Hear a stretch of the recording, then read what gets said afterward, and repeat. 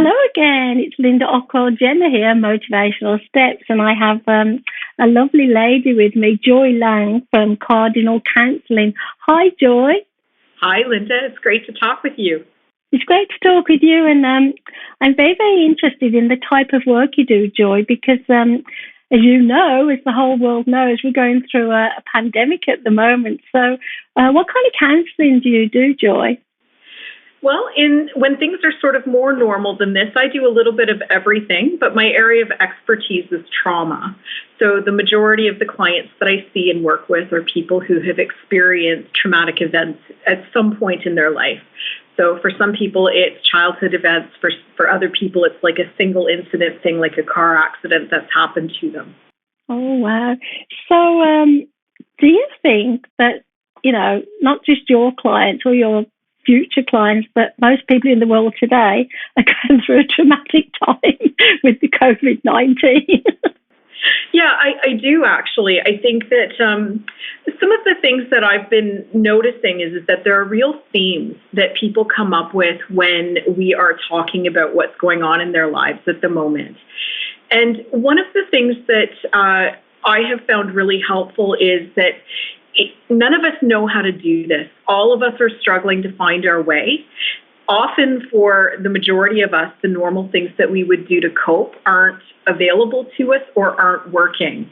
And so I think people are having to get really creative, and I think it's actually really challenging to not be able to connect with friends and family the way that you might normally in order to try to work through things. It's weird because I was posting on LinkedIn today, and someone had said on another platform that if it wasn't for this pandemic, they'd be flying away to some hot resort, with beaches and everything.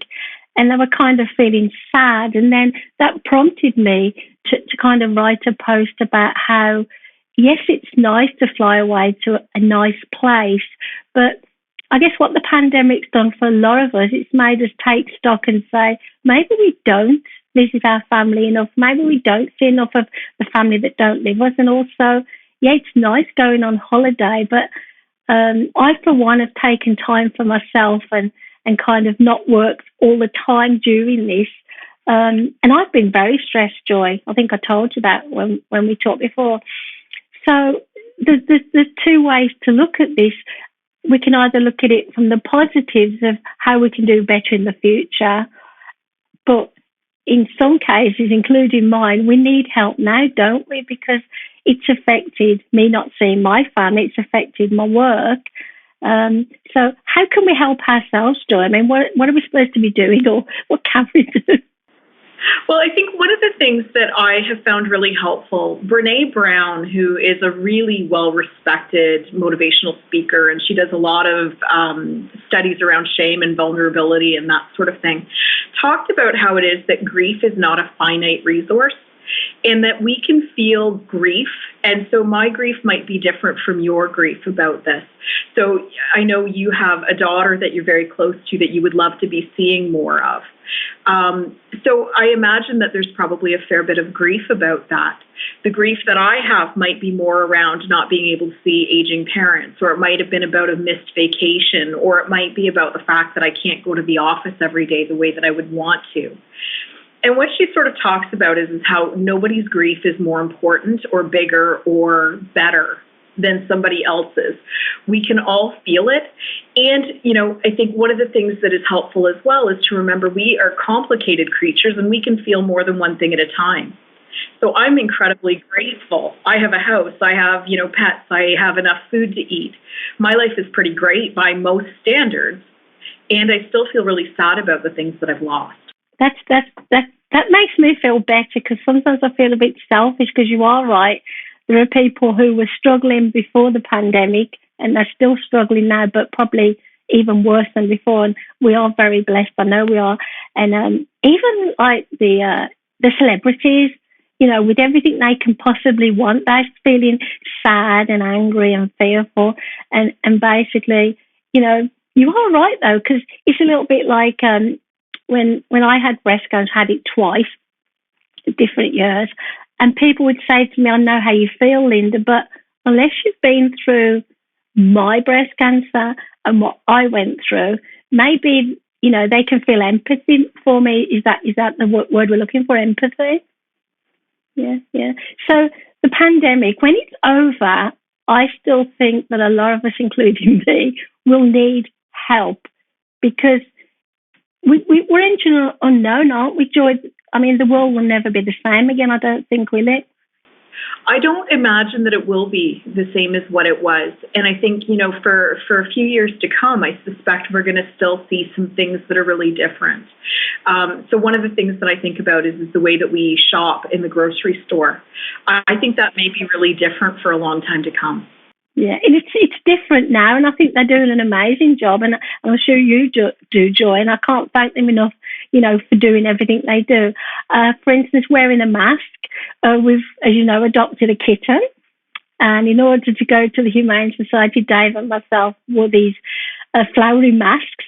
Poor old Dave, he didn't mind. We didn't have anything else, and I didn't like it. I felt I can't breathe. But if I want to go and see my massage, I have a massage or I have physio, probably I'll wear a mask, and the person helping me will wear a mask as well. And that's quite different, isn't it? I mean, it's something we've never really had to do before.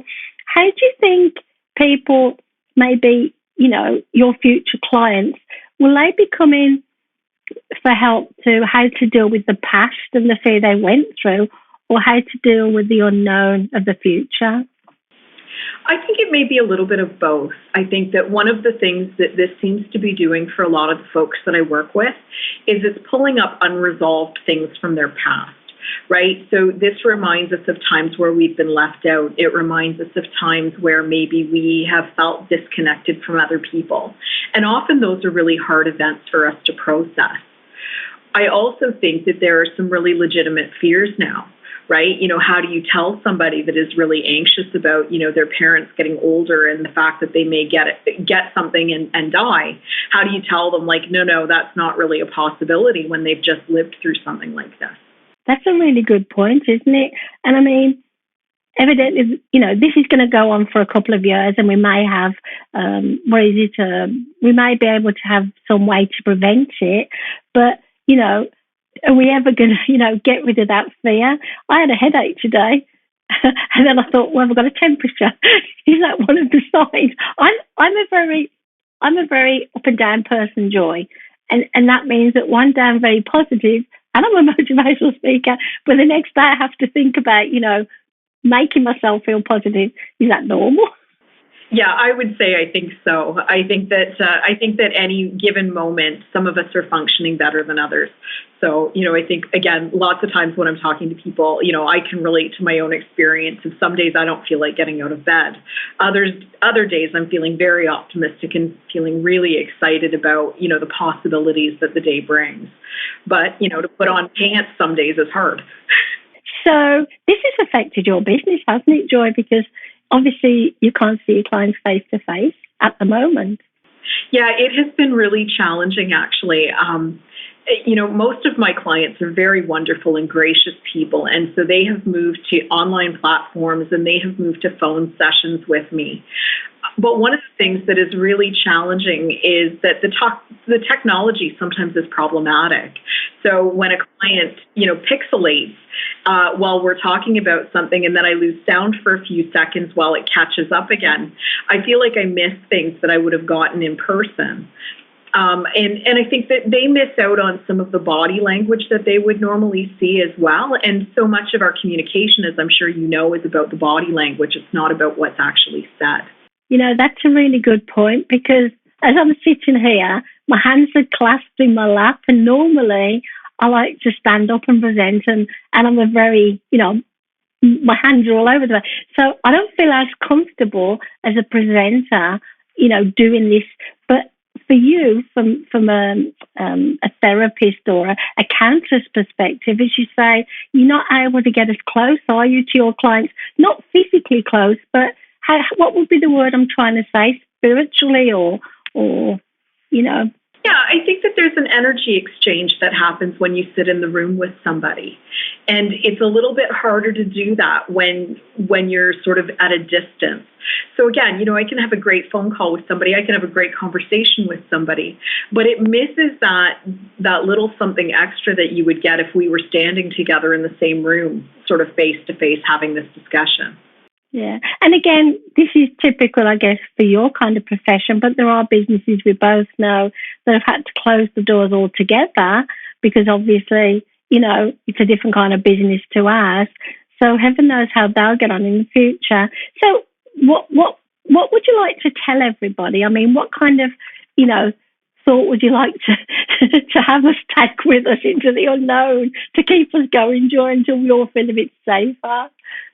I think one of the things that I would say is try really hard not to judge yourself and how you're feeling and how you're coping against what you think other people are doing. Social media can really be hard right now as well, because people will post about the great things that they're doing. They're learning to bake bread and they're making cookies and they're doing wonderful things with their kids. And meanwhile, your kids might be fighting in the living room and you're too tired to go stop them, and you just can't really care one more time. So I think part of what I would say is try not to judge yourself against anybody else, and try to find a little bit of kindness. You wouldn't be hard on anybody else for having a hard time coping right now. Try to be kind to yourself. Try to speak to yourself the way that you would to somebody else that you cared about. Oh, that is such good advice. And I mean, in the real world, like where we meet each other face to face, we do have those feelings as well, don't we? We might be thinking, how come, that family can jet off on holiday and we can't afford for our family to go on holiday. So those thoughts happen in the normal, whatever the normal is, So, and yeah, you said about feeling left out as well. Social media is supposed to bring us close together, Joy, but sometimes it can be a very lonely place, especially if you're living on your own. And I'm wondering how those people are coping during this time, Yeah, and I think, I have a couple of friends who are single and who have had to isolate because of some of their own underlying health things. And, I think that they're doing a good job of reaching out to their friends and getting text messages and having Zoom calls and doing things to try to manage.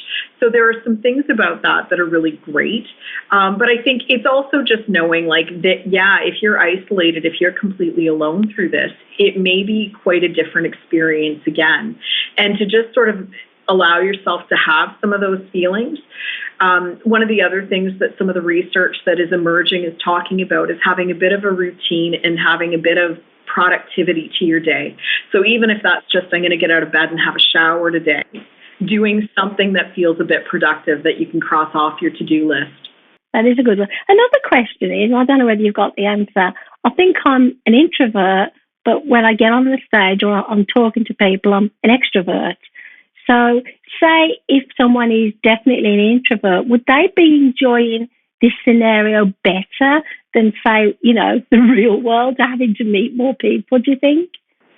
I think that, one of my kids, this is why I'm laughing. One of my daughters is a real introvert, and she was like, Joy, it's like I've been training for this my whole life. So I think she's probably doing better with this than what I am. I'm probably more of an extrovert on the scale than she is, and I'm certainly not as much of an extrovert as many people are. So I think that, there are some people who probably adapt better. There are also some people who I suspect are making the best of it, and it may not be until after this is sort of back to whatever our new normal looks like, who start to recognize, oh, that actually wasn't really a great time for me. That's a really good point. My husband, you've met him, he appears to be, really out there and enjoying networking, but he doesn't really like people very much. But don't tell him I said that.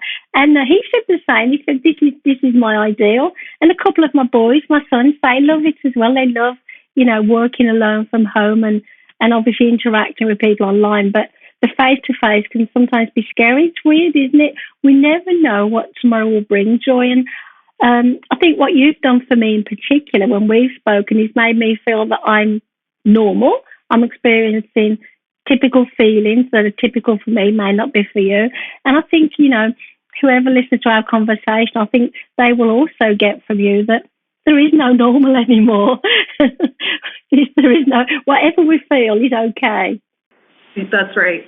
Well, and I think that the piece that I would piggyback on that is if you know somebody that seems to really be over the top struggling with it, or if you yourself are struggling with sleeping or, trying to manage your day-to-day tasks, there are people still out there that are willing and able to help. So you may not get a face-to-face appointment, but certainly there are people still available to help out. I agree with that, and it's Mental Health Week this week, so I'm sure you've been doing the same as me, spreading the word and saying, reach out. There are people out there that can help you. And that's a lovely way to end our conversation, Joy. So thank you for taking time out of your busy day. And when we do get back to normal, I'm guessing you'll welcome your clients, not with a hug, but with...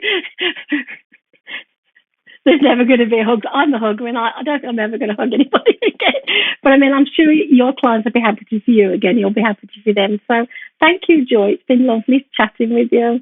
It's always great chatting with you as well, Linda. Thank you so much.